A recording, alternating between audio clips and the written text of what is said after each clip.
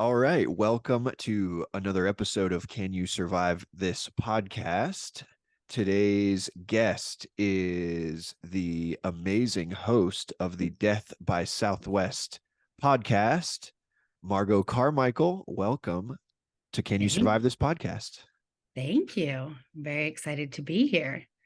Thanks for coming on. How you Yeah. been? Okay. It's been up and down. It's been up and down. But Yeah. okay, good. How have you been? Are you going to tell everyone like how we know each other or no? Is that off limits? Nothing's off limits here. Okay. Margot and I, we used to work together, That's producing many podcasts, right. and now we're like doing our own podcasts. I know. It's crazy. It's cool That's though. that's the short version. That's a very short version. But that sums it up. And I'm going to have you come on. We've never had a guest on Death by Southwest. So maybe you'll be, since you're a experienced podcaster now, maybe you'll come on and be our first guest. What are you guys talking about right now on Death by? We just finished a 3-part Halloween murder. And I actually did it with Mark because my sister was out of town, something like that. So, and then for the next 2 weeks, I'm out of town. So we just have a bunch of like bonus episodes that we've recorded, which only people who really like us and like the show listen to. Like people who are looking for like real true crime are not into them because we're just like blathering on about whatever, basically on the bonus episodes. But we enjoy them. So usually you are hosting with your sister, right? Yeah, my sister is my co-host, and I'm telling, like, I find a murder story, I research it, I write it, and then I tell her the story. So she's essentially the audience, the listener as well. Got you. Yeah. And are they mostly like Arizona-based murders? Anywhere Southwest. So we do Arizona, Texas, New Mexico, Colorado, Utah, and Southern California. What was the three-way murder that you guys just covered? Tell me about that. Okay, so that one actually wasn't in the Southwest. That one was in Napa, but it's hard to find like a really good murder on Halloween that happened like on Halloween.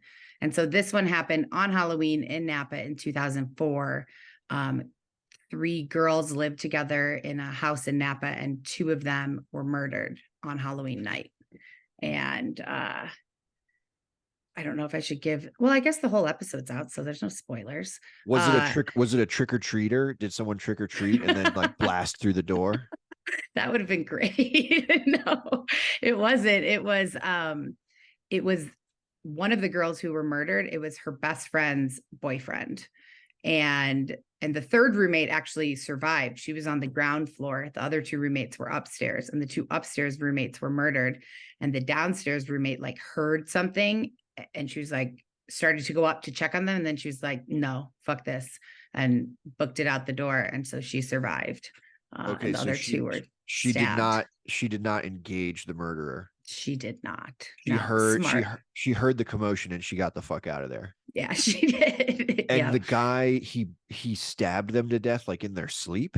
Yes, he never gave a motive, but the theory was that him and his girlfriend were having trouble, and he thought it was because of one of the women he murdered, like that she was talking into his girlfriend's ear, like, you can do better, break up with him. And she did break up with him for a period. And so he blamed it on this woman, Adrian, who lived in the house. And so he broke in Halloween night and accidentally went in the other roommate's room first, and was like, shit. And so he murdered her, and then went into the person who he was trying to kill's room and murdered her, stabbed them both to death. Yeah. I would Gory. say that's probably not a way to get your girlfriend back. No, it's not. But he wasn't caught for a year. So the most like crazy part of the story is that after, the bodies were just, this murder came out, big news in Napa, nobody knew it was him. So it brought him and his girlfriend back together because they were like mourning. She was mourning her best friend's death, and he was there for her. And then they got married. Then they ended up getting married. It was like a hardcore like trauma bond. Right. Trauma bonding. Exactly. And like the girl who was one of the girls who was murdered, Adrian, her whole family was at their wedding. He went to the killer. He went to like the vigil that was held for the women who were murdered. I mean, it was messed up. And then, Disclaimer. Okay, disclaimer. Even if you do get the girl back, you will eventually be caught. right. And so is he in prison now? I believe so. Yeah, I believe Wow. so. Yeah, he was, they caught him because he was smoking Camel Turkish Gold cigarettes Mhm. outside of the house before he broke in. He was like talking himself up, I guess, to working his way into breaking in. And he left 3 cigarette butts out there, and they found those cigarette butts and matched the DNA to his DNA eventually. And I guess it was a very specific brand of cigarettes back then. Like nobody Okay. really smoked Camel Turkish Golds. I don't know. So it was a good story. I mean, I hate to say good because it's a murder, but it was a good story. They always get you with the cigarette butts. I know. Don't smoke outside of a house you're going to break into. Don't leave your DNA behind. That's right. That's exactly right. So how many episodes have you guys put out on Death by Southwest? I think that we just put out episode 46. So And we've, so but have you covered 46 different murder stories? some of them are probably not, because some of them are 2 parts. I think we only had one other 3-part. The Toy Box Killer was a 3-part one that we did. Um, and and then we also do a bonus episode every week because we like to just talk a lot, Yeah. and people don't like hearing that within the actual murder episode. Mhm. So we put out a bonus where we kind of like go over stuff that we need to correct, or things that maybe we wanted to look deeper into that we didn't get to in the episode. And we just kind of have cocktails and chit chat on those bonuses. So Fun, fun, fun. yeah, it's been fun. What was the toy box murder? That is, me and Brandon used to talk about this because Carolyn, Carolyn of the Murder Chronicles, I talked to her before I started Death by Southwest to get, she's an experienced podcaster and true crime kind of aficionado. So I got advice from her, and she told me about this story about the toy box killer who lived in New Mexico, and over, I want to say 45 years, he murdered like 40 to 60 women in a like a like an RV home that he had in the middle of nowhere, and he soundproofed it. He made it like a torture chamber basically. And so he would kidnap women, get women to come home with him from the bar, and then hold them for days and torture them, and killed most of them. A couple of them got away, but no one believed them because he would pump them full of like drugs that would make them kind of only remember spotty things. It is super. So me and Brandon wanted to do that as a whole podcast series, like a limited series. But it, because even 3 parts on Death by Southwest like barely scratches. It's a fucked up story. What year did this occur? Or what years? Oh, I mean, I think he started murdering all the way back, like I want to say in the 70s and 80s up into the early 2000s.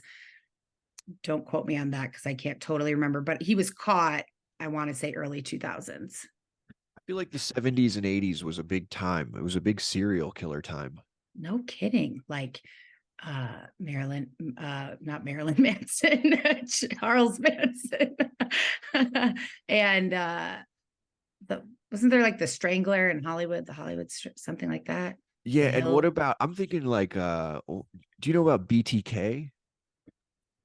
BTK. I do. That, what was his name? Dennis something?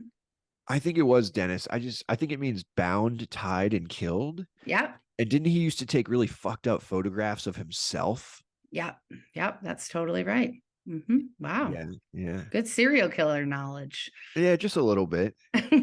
Um, wow. So, and did they catch the toy box killer? They did, and then he died in prison Okay. pretty soon after, Why was he called the toy box killer? because it looked like he called his like lair, his like where this, you know, it looked like a shipping container, but maybe it was like an RV essentially, and he called it his toy box basically. How was he getting these people? Was he very like handsome and charming? How was he getting No. people back from the bar? He had a girlfriend who was just as fucked up as he was and who participated in like the torture and stuff. And sometimes she would kind of befriend a girl at the bar. There was definitely a lot of sex workers that he would bring because he would pretend like he was interested in paying them, and then that didn't happen. And then even his daughter, eventually he got her involved, and she would like meet a girl at the bar and be like, come back to my house for drinks. And Oh my. yeah, just goes to show you can't really trust anybody. Don't go home with anyone. Yeah. Do we know how people escaped? What, like just Yes. fleeing, fighting? Well, he kept them chained up to like an obstetrician, like a gynecologist type table. Oh Yeah, my it God. was really, really vile. Um, one woman he kept for days and like tortured, and for whatever reason he let her go. He slit her throat and then dumped her on the side of the road, but she survived.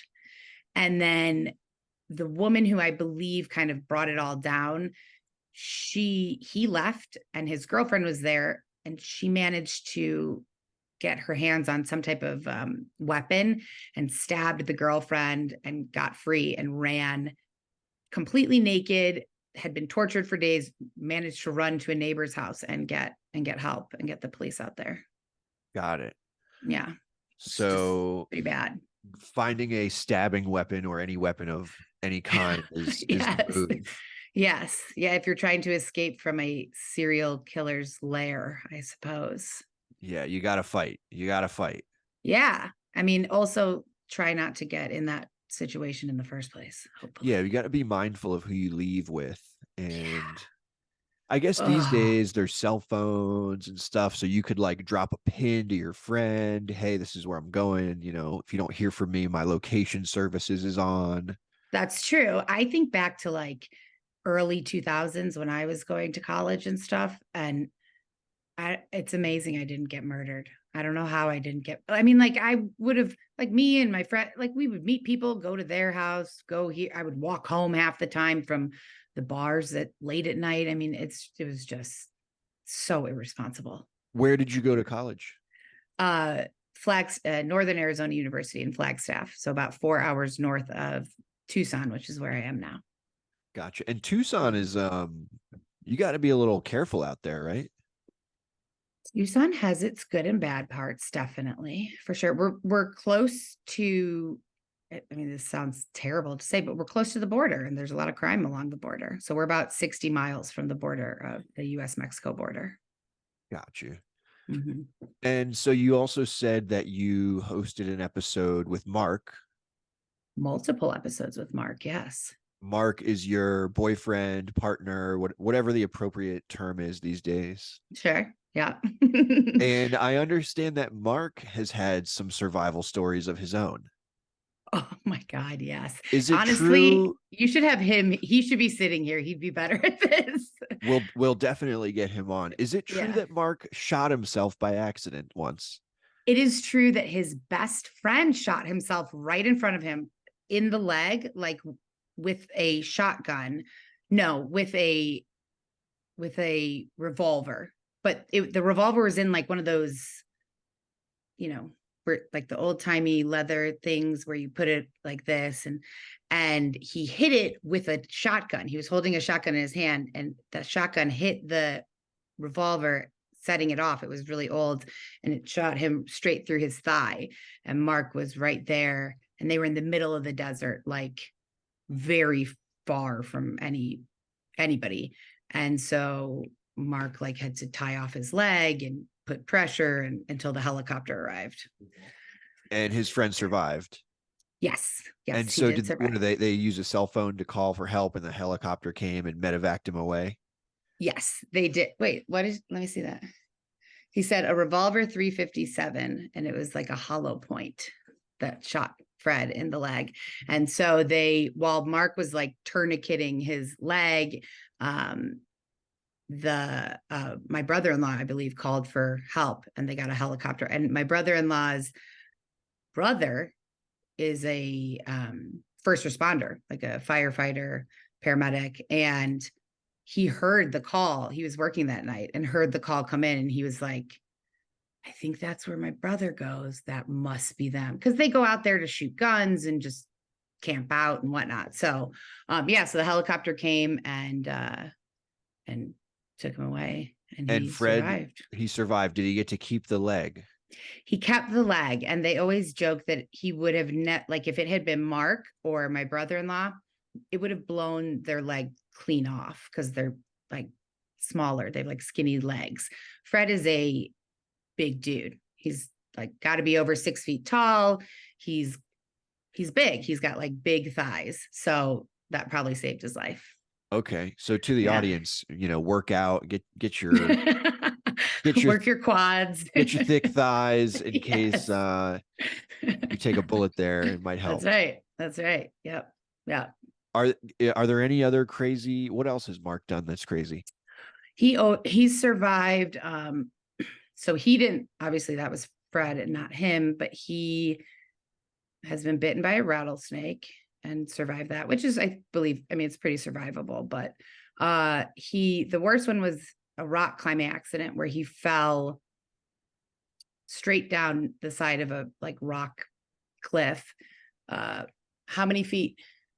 It's like 6 stories. It's like 6 stories flat on his back. And his cousin was there. So his cousin had to run down the rest of the mountain because they didn't get like service up there. I guess had to run down. I think this was actually before cell phones. He'll have to tell this story if he comes on here, because he'll tell it better. But he had a chest tube, like broke a billion bones in his body.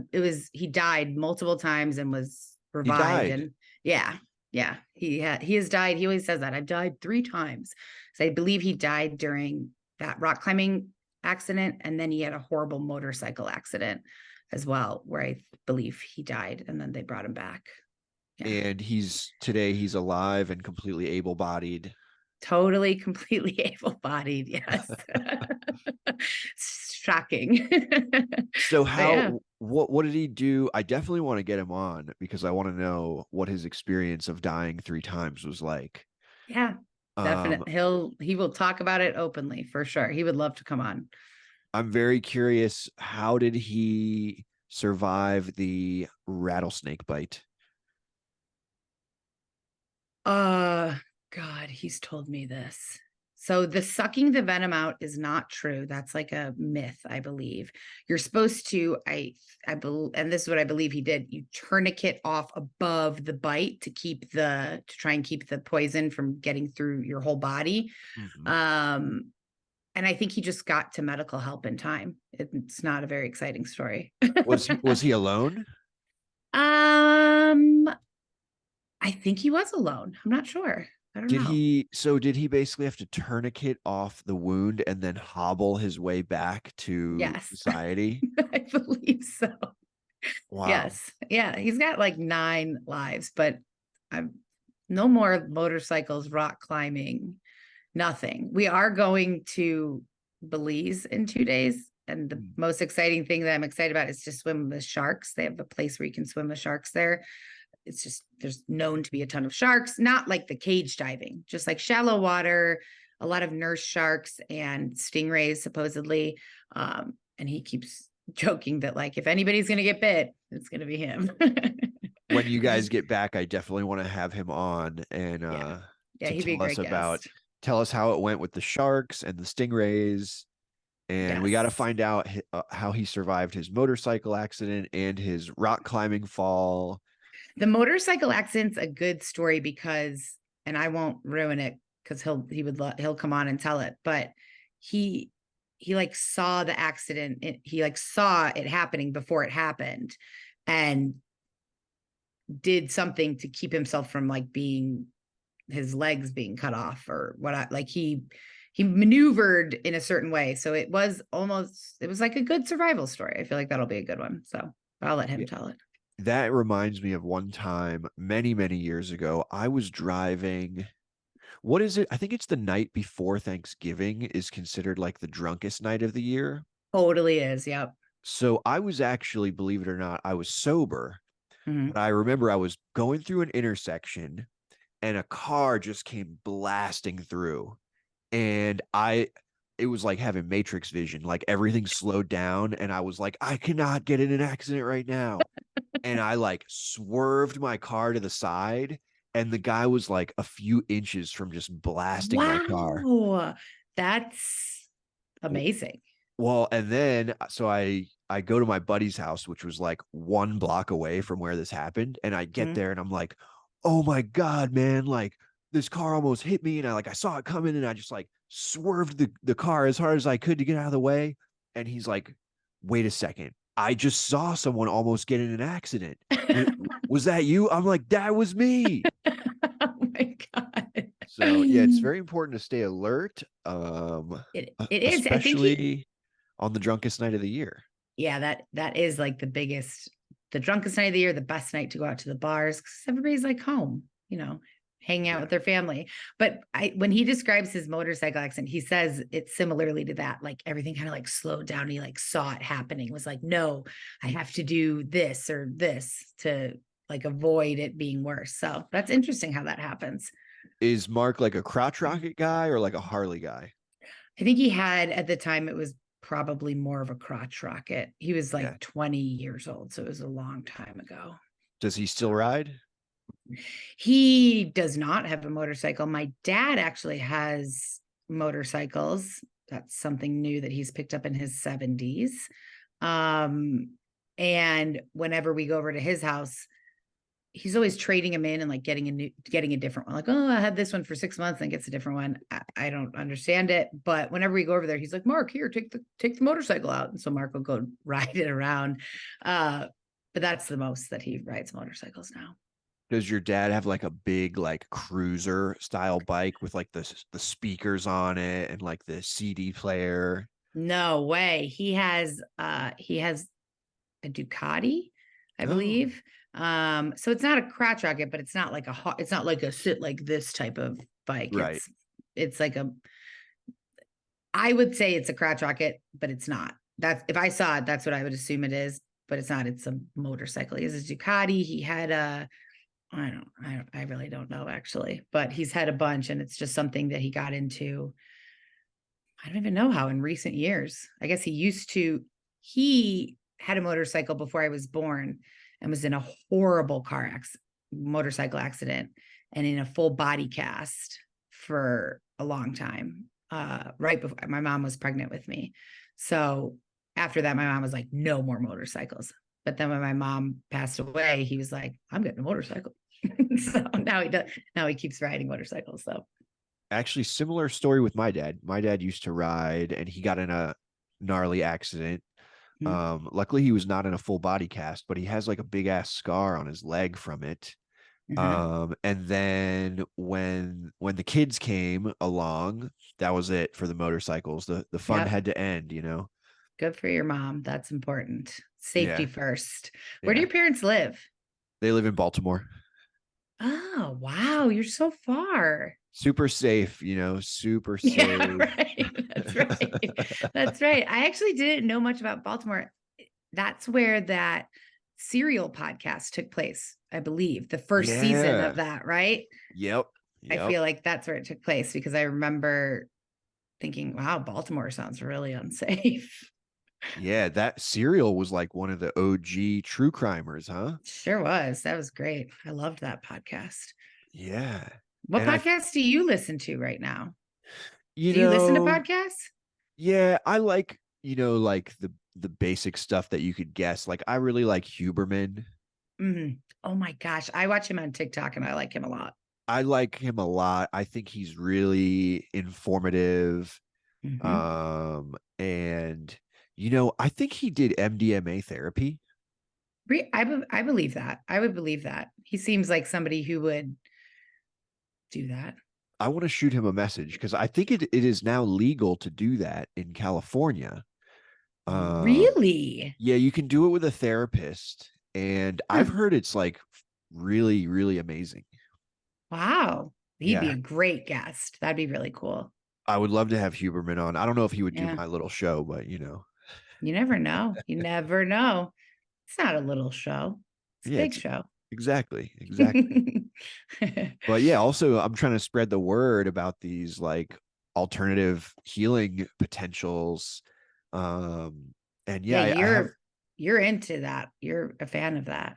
I'm a fan of it all. Yeah. I know. I'm a fan of it all. I know. I want to know more about it. I mean, I want to try some of we've talked about this in the past, but some of that stuff, but we're going to come out to LA sometime after the new year, probably.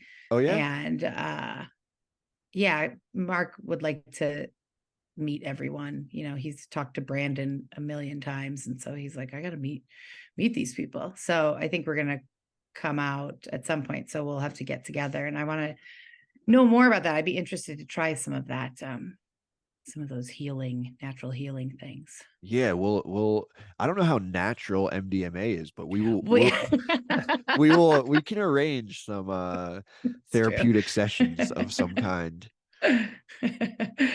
Good. Yeah.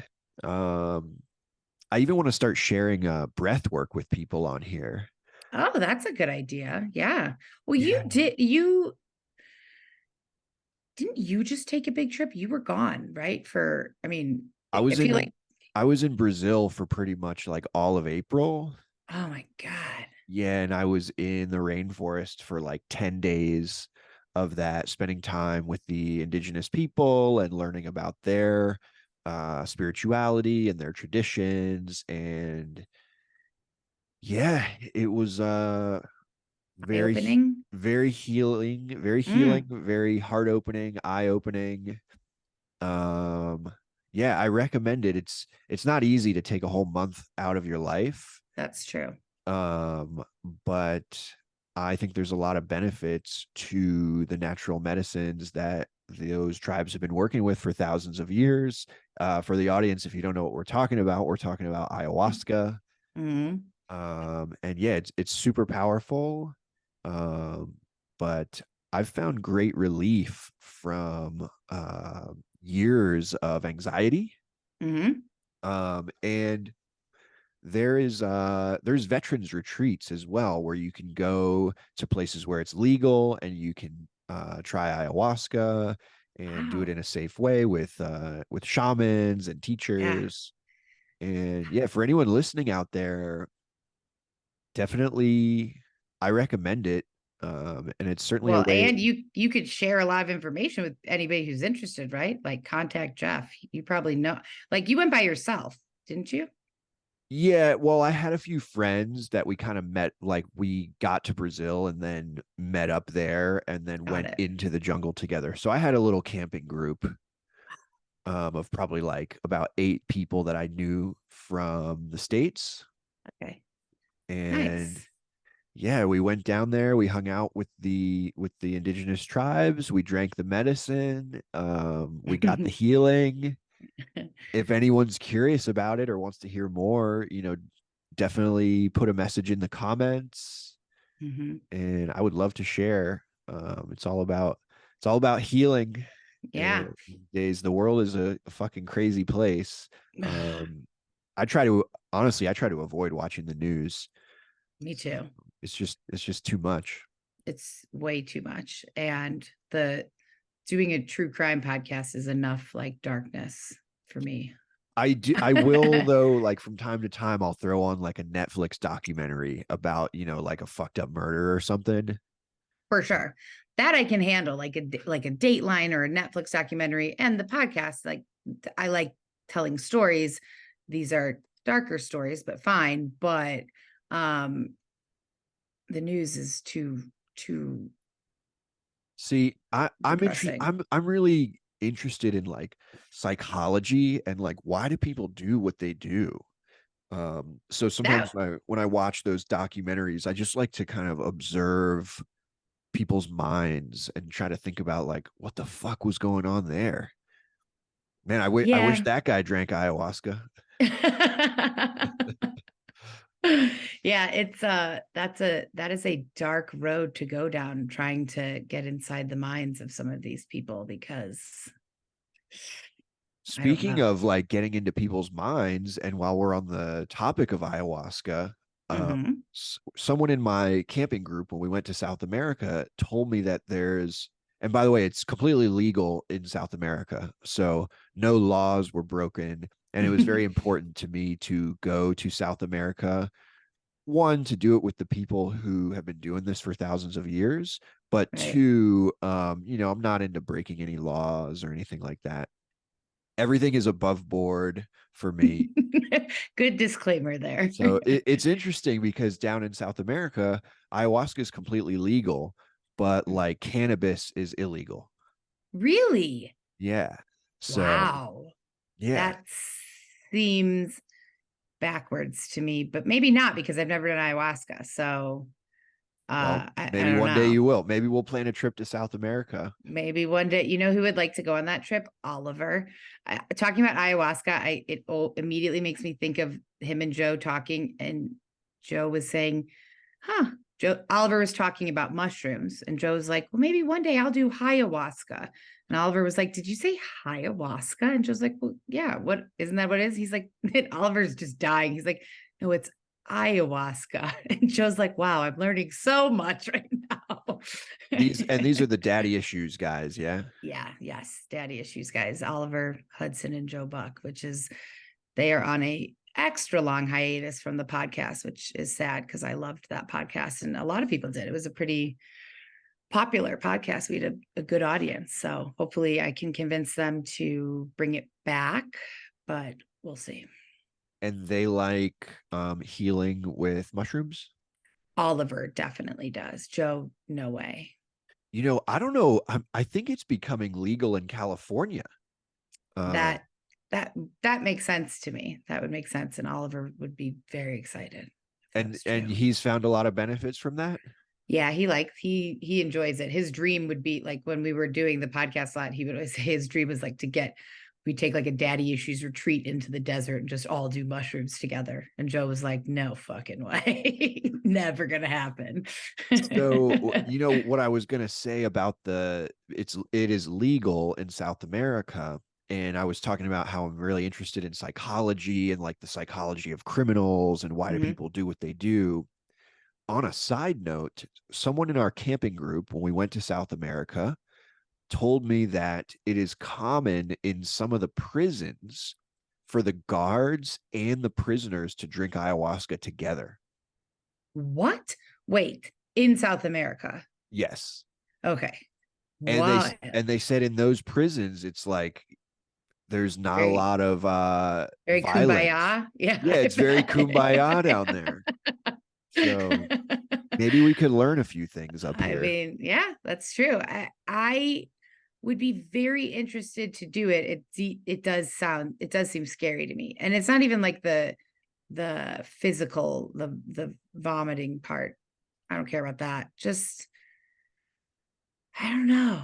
I've done mushrooms and it was fine. I had a lovely time, but I mean, it was years ago. But I don't love not being able to know where my mind's going to go, like having no control, which, I mean, some could argue that we don't have too much control over our mind when we're drinking or smoking pot or even in just sober moments. But I don't know. It scares me a little bit. Like, what if I went down a real bad path? I know that doesn't typically happen, does it?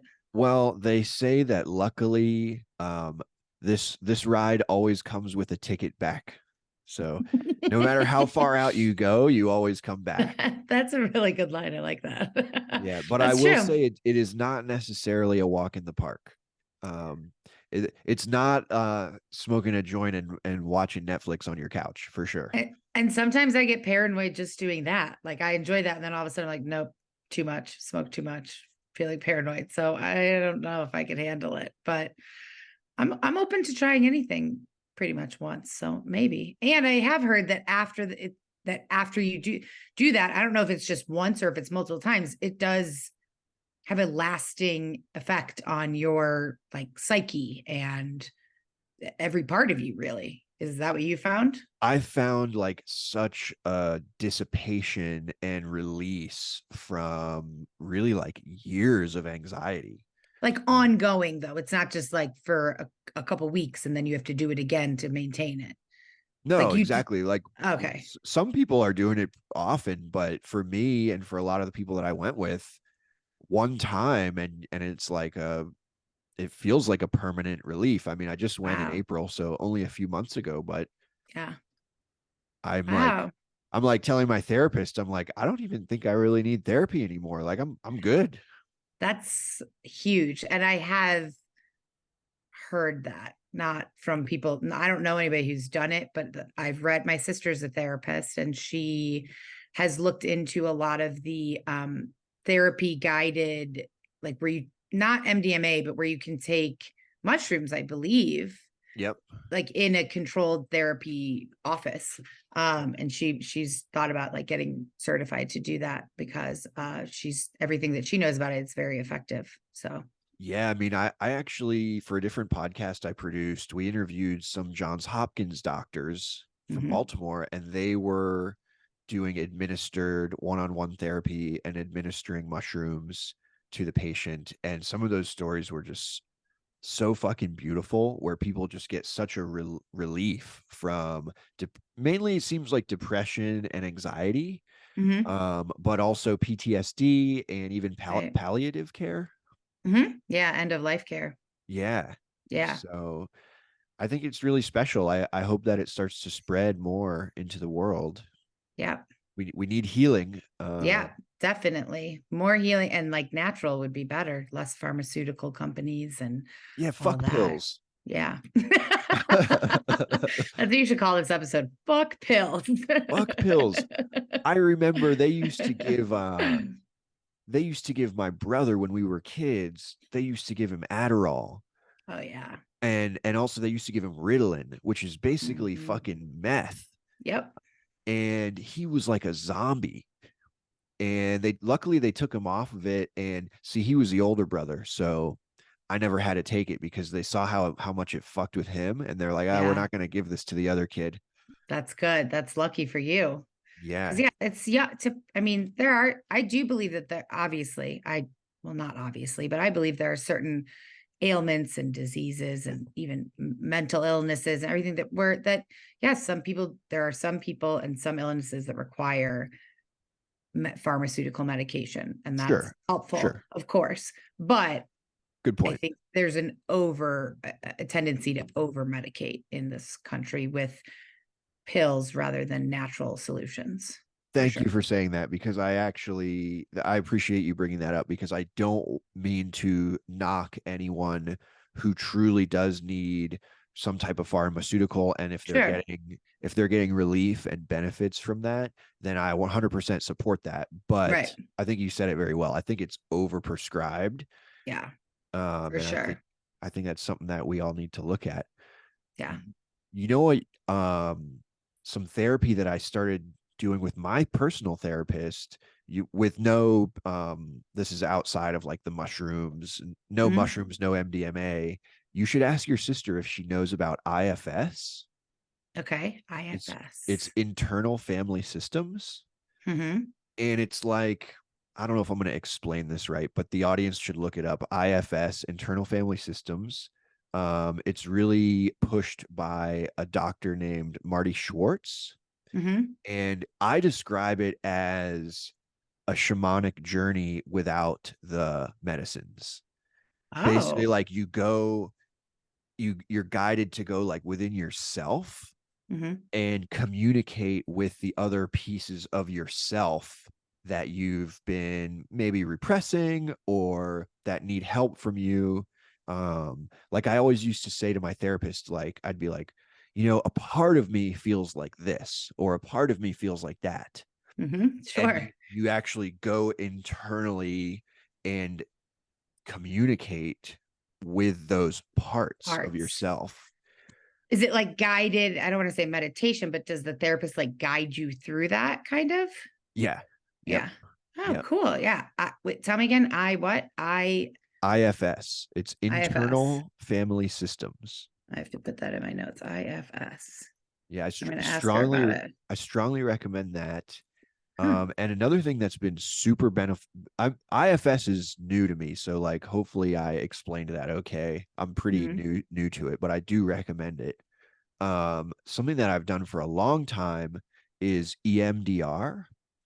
Yes. That's fantastic. Is that with the lights or is that something So different? I think you can do it with lights. Like you're like the little blinking lights that you follow. Yeah, and you look like from side to side Yeah. while you're talking about your shit. So Mm-hmm. I do it with something called a Theratapper, which is Uh-huh. like I put one in each pocket and it alternates a sensation of vibration from one side to the other. Hmm. And this was actually invented, I believe, in the 80s, but Mm-hmm. it was for Vietnam veterans. It was originally invented for them, but they've expanded it out to pretty much if you have anxiety, PTSD, or even depression, Mm-hmm. EMDR is something that I strongly recommend. What's I don't know if you know this, but like what's the benefit of that, of having this either following the lights or having this sensation? Is it like what does that do while you're talking about Okay, so and things? disclaimer, I'm not a doctor, but I'm going to explain it as best I can. And I've done a lot of sessions with my therapist doing it. The idea is when you're like in your sort of stress mode or anxiety mode, Mhm. you're in the side of your brain that's like emotional and childlike. And by stimulating side to side, it balances you back into the other side of the brain, which is like more logical, rational, and like more adult like. And so Oh, you kind of balance the brain hemispheres while you're recalling whatever your stuff is that you're working right. on. Okay. You explained that really well. That makes sense. Yeah, so Interesting. EMDR and IFS I strongly recommend, and they don't Hmm. require any mushrooms or ayahuasca or anything like that. That's good. That's good. You've now given people kind of like the spectrum of holistic options or just therapy options for dealing with Yeah, for it. those who have made it this far in the podcast, we drop a comment if you want to hear more about breath work or Mm. EMDR or IFS or Wait, ayahuasca. don't you have a big military listenership here? Yeah.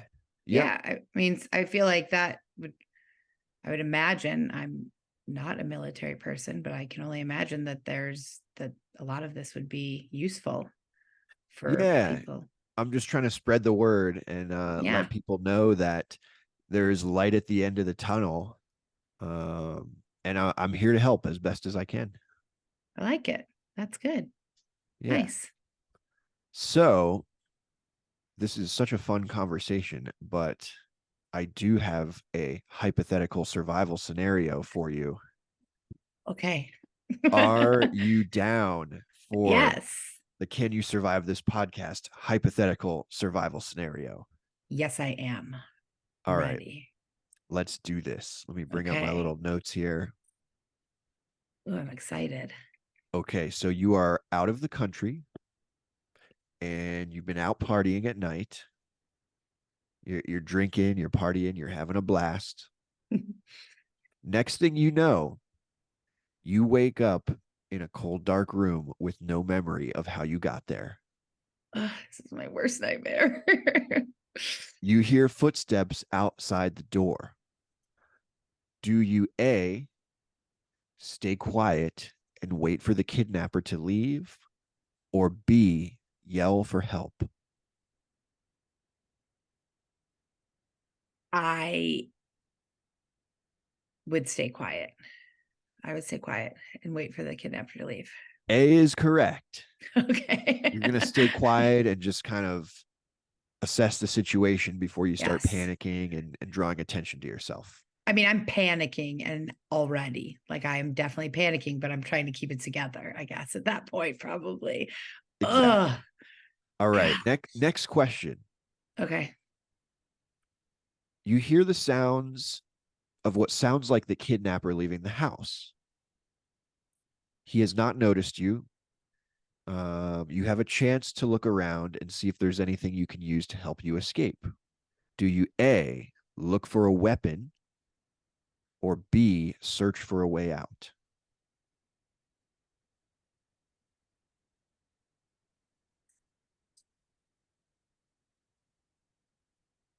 I would, I mean, I know I have to pick one, but I would immediately search for a weapon and then search for a way out so that if he came back, I could fight him off.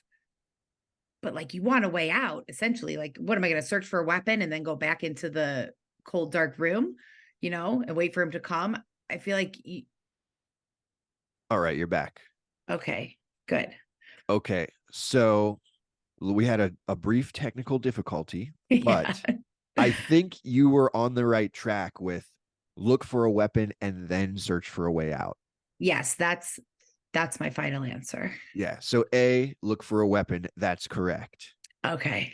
Because just like you said, you're obviously you will look for a way out, but it would be nice to be able to fight him if you need to. Exactly. Yes. And Okay, so I'm we learned from the toy surviving. box killer that Weapon is important. you got to fight. Yes, that's right. You're not going out without a fight.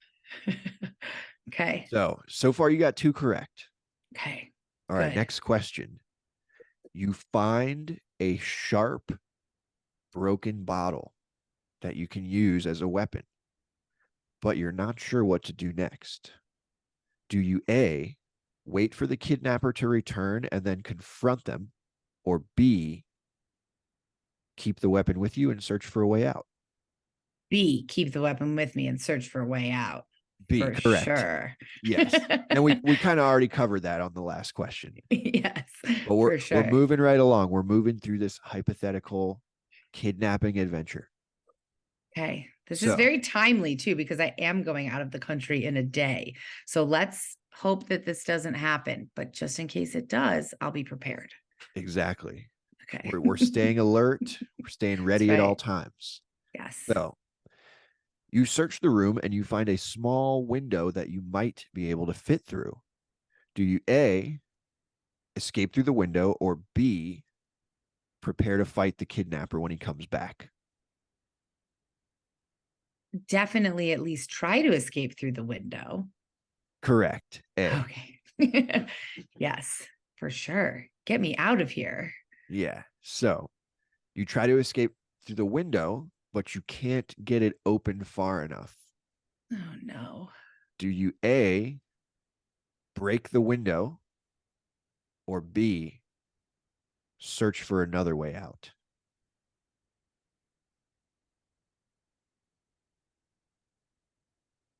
I break the window. I want to say, like, well, if I break the window, is it going to be big enough? Can I tell that it'll be big enough for me to get out? But I know that that's too many questions. So I'm just going to say I'm just going to break the hell out of that window.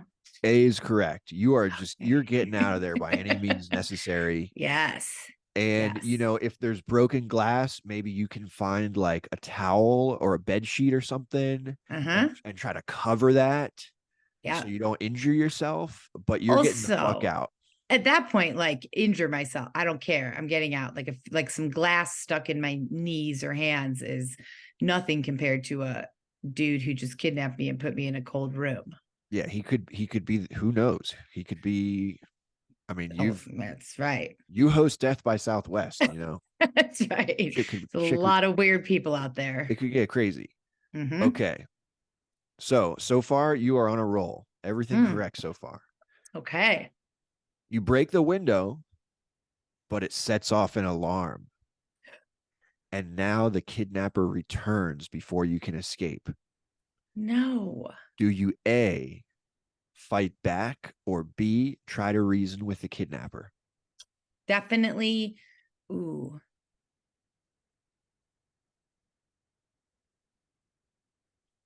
I fight back. A is correct. Okay, good. We're going with fight. We're going with fight this motherfucker. I mean, this person is a kidnapper. There may be no reasoning with this person. Exactly. Exactly. Gotta We're fight. going to take the fight to him. Yes. So you fight back, but he begins to overpower you. Do you A, keep fighting, or B, save your energy and try to reason with him?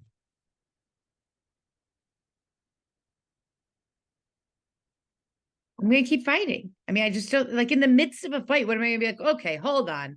Let's have a conversation here. And A is also, correct. okay, good. You got it. You got it. You're not Gotta giving keep up. fighting. No. Yeah. You're not giving up. You keep fighting, and the kidnapper retreats. Good job. Oh, You have a chance show to me. escape. Do you Okay. A, follow the kidnapper and keep beating him, or B, escape while you can? Escape while I can for sure. I mean, probably a part of me would want to keep following him and just kicking the shit out of him, but like, get me out of here. I'm escaping. B, correct. You're Yes. escaping. You got the opening, and now you're going to take it. Yes. Awesome. So now you're out of the house. You are running, but you run into a dead end, and you become no. cornered by the kidnapper. Oh, You notice that you have cut him pretty good, and he's leaking a lot of blood. okay. So do you A, keep the fight going, increasing his heart rate and loss of blood, or B, try to reason with him and wait for him to bleed out? I'm going to keep fighting for sure. There's no reasoning with a psychopath. Correct. A. Okay. He's already bleeding, and if you keep fighting him, it's going to increase his heart rate. He's going to lose more blood, and he actually peters out and collapses, and you escape, and you have survived this podcast. Yes. Go me. That's Yes. very encouraging because, like I said, I'm going to be in another country and I'm definitely going to be drinking and partying. So if somebody kidnaps me, now I know fight, find a weapon and fight is, I think, like the moral of that story, right? Yes, it is. Yeah. Fight for your life. There's no negotiating with a crazy person. Also, you're No. going to be with Mark, right? Yeah, that's true.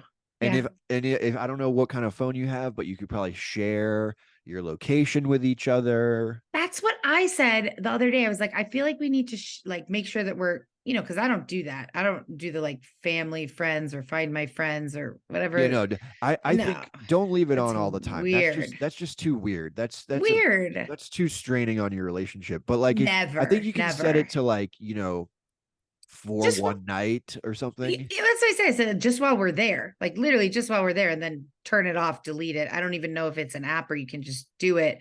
I think it's people Yeah, with Google. kids, You can look okay, this but up. like anybody else, I just cannot imagine. I don't want to know where he is all the time. That's weird. Yeah. But there, I feel like it would be useful. And I said that, and he said, "We're going to be together. Like, why would we? We're going to be together. We don't need that." I know. I was like, "But what if we get separated? You never know. You can't be too careful." Yeah. But I feel like now I'm prepared. Turn it back off after the vacation is over. We're not leaving that on. That's just too weird. No. We need our space, I think it's super. I've had friends who do that with their significant others or husbands. And look, if you have like teenagers, I kind of understand that, I guess, or like 10-year-old kids who are going out playing in the neighborhood. But like with your partner, that just feels like too much of an invasion of privacy. It's too much of an invasion. It's creepy. It's weird. I agree. No, just thanks. be with each other like regular humans. Right. Pre-phone humans is how we should remain together. Exactly. It's much healthier that way. Absolutely. Absolutely. Well, this was a good scenario. This was very timely with this Belize trip. And hopefully I don't encounter any kidnappers. And hopefully Mark doesn't get bit by a shark. But it'll make a damn good story if he does when we come back and he can come on the podcast. Definitely, I want Mark on. I'm hyped to talk about him, or to talk to him rather. By the way, another thing for the listeners going on vacation, just a tip, maybe don't post in real time. Maybe delay your posting so people don't know where maybe you're back already. And when you post, that's my sister's rule all the time. And I have my sister's really good about not sharing too much about herself, her personal life, everything on the podcast. I'm the complete opposite. I like overshare. and say everything I'm doing and everywhere I'm going. So I've already screwed that up. Like, people know that I'm leaving. However, I have a big dog. I mean, like, the only concern with knowing that I'm out of town in real time would be coming to my house and breaking in, right? And my dog will be here. You got a He's big dog. Yeah, I have a big, like, nobody's coming to break into my house. So I do agree. I don't think that it's my sister's, whenever she goes out of town, she's like, I don't say that ever on my social media until I'm already home that I was out of town, which I do think is smart. She actually told me she would come on on here as well. I feel like you guys might, she hasn't died or had, like, she doesn't have any great survival stories, but with her, Therapy. the therapy, I feel like you guys would have a lot. And she is a huge fan of, oh, I'm not going to remember his name now, but he's like the mushroom man. Like, and he has all these hats made out of mushrooms. Yes. And I can't think of his name, but she has one of his, like, mushroom hats. She's a huge fan. Does she like mushrooms? I don't know if we can say for legal reasons. Is it legal in Arizona yet? I don't think it is, but she's not, I mean, like, she doesn't use mushrooms. My dad actually, he took mushroom, not like psychedelic mushrooms, but he had lung cancer 2.5 years ago, and he attributes getting past it, and he's in remission, cancer free. He did no chemo, no radiation, and he attributes it entirely to the Paul Stamets. Paul Stamets, yes. Yes. And so he put mushroom powder in everything he ate, like lion's mane and a couple other mushroom, like a blend. He put it in his coffee and his smoothies, over his chicken. I mean, he put it in everything. And he really, and he's not that guy. He's like not he calls it like woo woo. Like, no, my mom used to smoke pot and stuff, like that's not him. And he fully believes that saved his life. So, nice. She's interested in it in that sense, I think. Just the benefits of it. Yeah. She doesn't technically use them for herself, but she's a big fan. So you guys would have a lot to talk about, I think. So I'll have to connect you with her and Mark and get them both on. Is she going to Belize? No, she's actually taking my puppy, well, she's not really, yeah, she's still a puppy. I can't remember when we haven't talked in forever. So I don't know so my bulldog died. I had to put to sleep. Yeah. I loved her so much. Me too. It was I'm sorry. Very hard. I still cry when I talk about it. But we found a puppy, a couple months before we had to put her to sleep. We found this puppy that was just behind Mark's house, and she was like this big. She was like so tiny, and we couldn't find her owners. We tried. She wasn't microchipped. We put up flyers. I posted everywhere. We couldn't find her owners, so we kept her. Now we have her. So Jenna, my sister, is taking Indiana, is her name, the puppy, while we're gone. Amazing. So she's not going to Belize. She's been to Costa Rica a couple times though, and she loves it. That's her favorite place. That's how we got on Belize, because we were going to do Costa Rica, and it just looked so big and overwhelming that we started looking at other places in Central America, and Belize looked smaller and beautiful. So we'll see. Side note, Indiana is a fucking great name for a dog. Mark will be very pleased to hear that, because he named her and all of us were against it. He's a huge fan of Indiana Jones, and he was like, because I was like, people are gonna think it's because you're from Indiana or something, and he's like, no, it's Indiana Jones. So yeah, he picked that name. So does he call her Indy? We tried to, but it just didn't. Sometimes like it just doesn't happen naturally. Like Indy, I think would be great. It's so cute. It would work great. It's just Indiana. It's kind of like my brother-in-law, his name is Michael, and he hates being called Mike. And when somebody calls him Mike, I don't even recognize that's like, it's Michael. I don't know. Sometimes names just the full version. You could argue that Indiana is a lot of syllables for a dog name, It's what my dad said. He's like, it's too long. She's never going to learn her name. but I like it. I think it's good. Thanks. She actually knows her name very well. She took her a minute, but it wasn't too many syllables. She is very responsive to her name. So there you go. My She dad was sounds like a wrong. good girl. Yeah, she's sweet. So, okay, as we wrap up, is there anything people should know? Where can they find you? Death by Southwest is the podcast. Where can they find it? Everywhere it is on. We're on, any Apple, Spotify, everywhere you get your podcasts. We're on every social media, Instagram, TikTok. What's your What? IG handle? It's death, the letter X, and then Southwest, all spelled out. So, because it's Death by Southwest. And I think sometimes people think it's like BY, but it's a play on South by Southwest, the film festival. I was going to say, and it's like the Hitchcock movie. Yes. So it's Death and then X Southwest. And that's all social media handles and everything. If you search that on any podcast player, you will find us. There you go. That's where you find her, people. And thanks for coming on, and bye-bye. Thanks, Jeff. This was fun. Bye.